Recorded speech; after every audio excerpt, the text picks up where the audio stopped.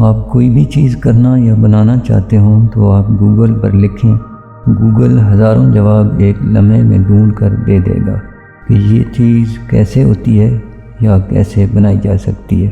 تو کیا وہ چیز بن گئی؟ آپ نے انگریزی سیکھ لی ہے، آپ میڈیکل یا انجینئرنگ کی کوئی بھی ایڈوانس کتاب اٹھا لیں، پہلے صفحے سے آخر تک پڑھتے چلے جائیں، کیا آپ کو سمجھ آ گئی؟ عربی پڑھنا سیکھ کر ہم سارا قرآن بار بار پڑھتے ہیں، لیکن کیا ہمیں سمجھ آتی ہے قرآن ہم سے کیا کہہ رہا ہے؟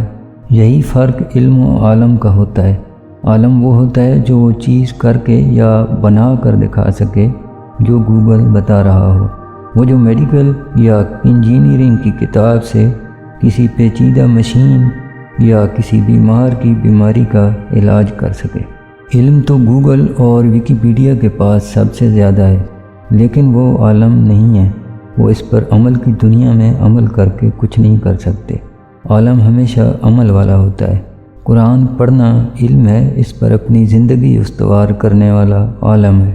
اگر زندگی اس کا نمونہ نہیں تو بھلے کوئی کتنا زیادہ علم والا ہو، وہ عالم نہیں کہلاتا، ورنہ ابلیس تو علم کا خزانہ تھا، تو کیا وہ عالم بھی کہلا سکتا ہے؟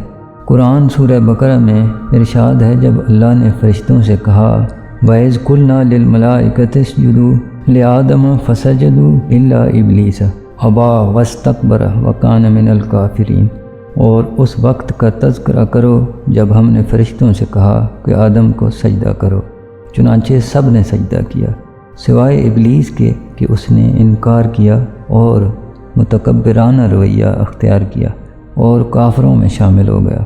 تو کیا ابلیس نے علم پر عمل کا سجدہ کیا؟ نہیں کیا، اور آج تک ذلیل و رسوا برائی کی علامت ہے۔